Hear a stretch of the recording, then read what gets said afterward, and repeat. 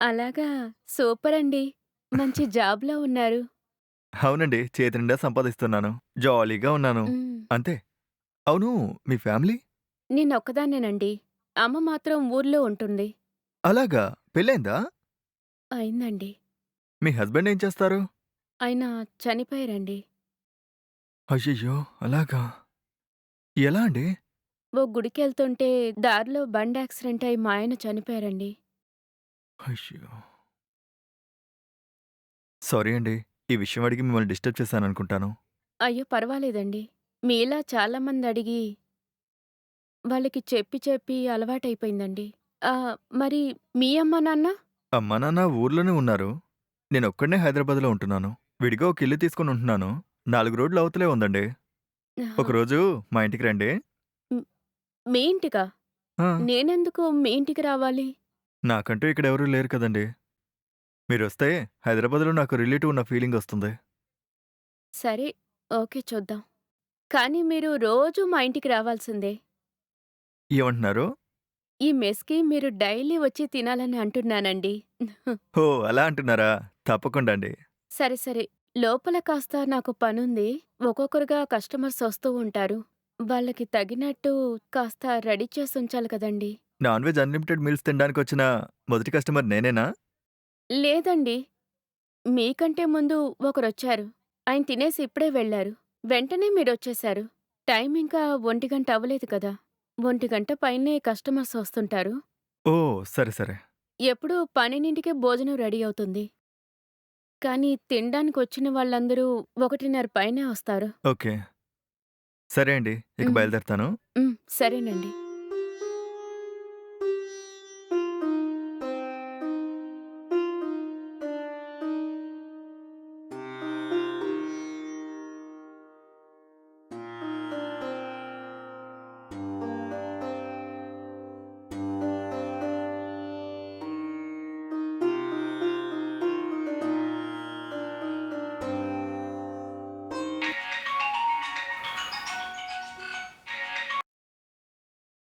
మామ ఎక్కడ ఉన్నావు? నేను రూమ్‌లో ఉన్నారా? నువ్వెక్కడున్నావు? నేను ఊరుకు బయలుదేరాను. ఏంట్రా? ఏమైంది సడెన్‌గా? అమ్మకు ఒంట్లో బాగాలేదని ఫోన్ వచ్చిందిరా. అందుకే వెంటనే ఊరుకు బయలుదేరాను. అమ్మకి ఆల్రెడీ ఒక ఆపరేషన్ చేయాలన్నారా. హ్మ్. కానీ అమ్మ అప్పుడు ఆపరేషన్కి ఒప్పుకోలేదు.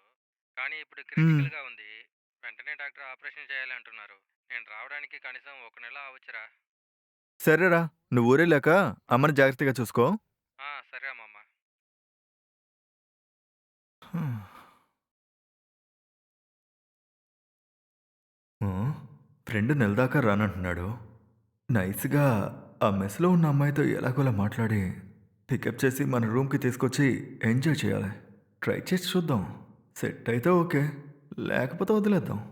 వయసులో ఉంది. కష్టపడుతుంది. ఎలాగోలా నైస్‌గా మాట్లాడి లవ్ చేస్తున్నానని చెప్పి, అవసరం వచ్చినప్పుడల్లా యూజ్ చేసుకోవాలి. హ్మ్. చూద్దాం. హ్మ్.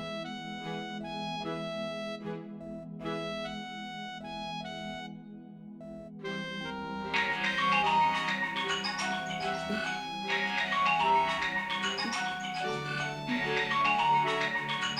హ్మ్. హ్మ్. హ్మ్. హ్మ్. హ్మ్. హలో! అమ్మా! చెప్పమ్మా! ఏంటమ్మా భోంచేసావా? ఆ! తిన్నానమ్మా. నువ్వు తిన్నావా? తిన్నానమ్మా. నాకెప్పుడూ నీ గురించే దిగులుగా ఉందమ్మా.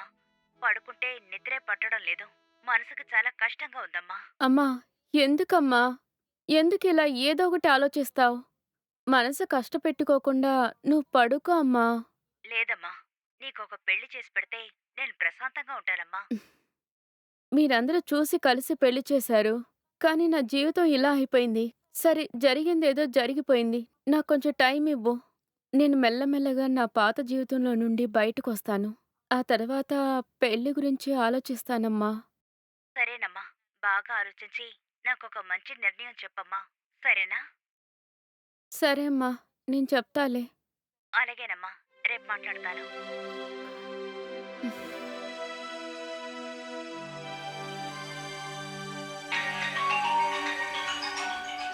హ్మ్. ఏంట్రా తమ్ముడు ఎలా ఉన్నావు? నేను బాగున్నానక్క. నువ్వెలా ఉన్నావు? నేను బాగున్నాన్రా.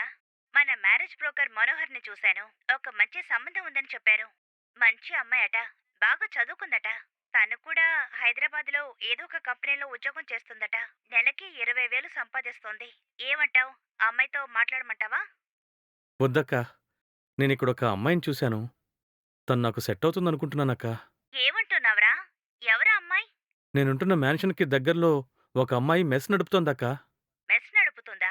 తనకి భర్త లేడు. ఆ? తన భర్త ఒక యాక్సిడెంట్‌లో చనిపోయాడంట. అలాంటి అమ్మాయికి జీవితం ఇద్దాం అనుకుంటున్నానక్క. రే, ఏమంటున్నావురా? తనకి పెళ్ళై భర్త చనిపోయాడంటున్నావు. ఆ అమ్మాయిని నువ్వు పెళ్లి చేసుకుంటావా? ఏంట్రా వాగుతున్నావు? అవునక్క. ఇలా జీవితాన్ని కోల్పోయిన ఆడవాళ్ళకి జీవితాన్నివ్వడమే నా లక్ష్యం అక్క. నిన్ను పెళ్లి చేసుకోవడానికి తను ఒప్పుకుందా? నేనింకా ఆ విషయం గురించి తనతో మాట్లాడలేదక్క. రేపు వెళ్లి తన్ని నాతో పెళ్లి నీకిష్టమేనా అని అడుగుతాను. ఏంట్రా ఇలా మాట్లాడుతున్నావు? నువ్వు చదివిన చదువుకి నీ పనికి ఖచ్చితంగా ఒక మంచి అమ్మాయి దొరుకుతుంది. అది వదిలేసి ఒక విధవరాల్ని పెళ్లి చేసుకుంటానని అంటున్నావు. దానికి నువ్వు రెండో భర్తవవుతావు. ముందు నువ్వు అది అర్థం చేసుకో. ఇదంతా వినడానికి ఏమైనా బావుందా? లేదక్క. నాకు తనే నచ్చింది. పెళ్ళంటూ చేసుకుంటే తన్నే పెళ్లి చేసుకోవాలనుకుంటున్నానక్క. అయితే నీ ఇష్టం. ఇక నీ పెళ్లి విషయంలో నేను జోక్యం చేసుకోను. కానీ బాగా ఆలోచించి నిర్ణయం తీసుకో. సరే, హ్మ్. ఉంటాను. సరే అక్క.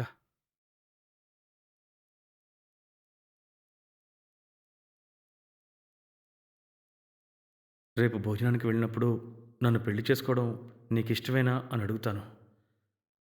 అందుకు తను ఏం సమాధానం చెప్తుందో అర్థం కావట్లేదు. ఒకవేళ తను పాజిటివ్‌గా సమాధానం చెప్తే నా అంత అదృష్టవంతులు ఇంకెవరూ ఉండరు. హ్మ్.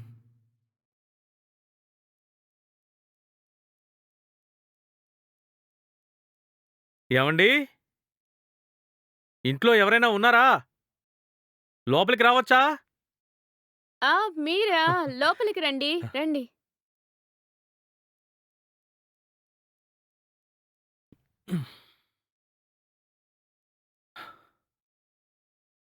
ఏం తింటారండి? నాకు ఇడ్లీ చాలండి. ఆ! తీసుకొస్తాను. హ్మ్. హ్మ్. హ్మ్.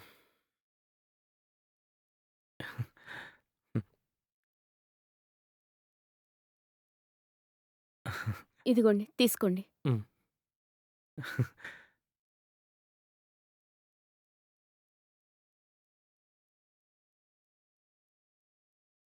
హ్మ్. హ్మ్.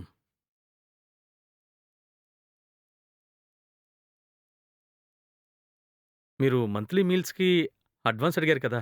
హ్మ్. గూగుల్ పే చేస్తాను. హ్మ్.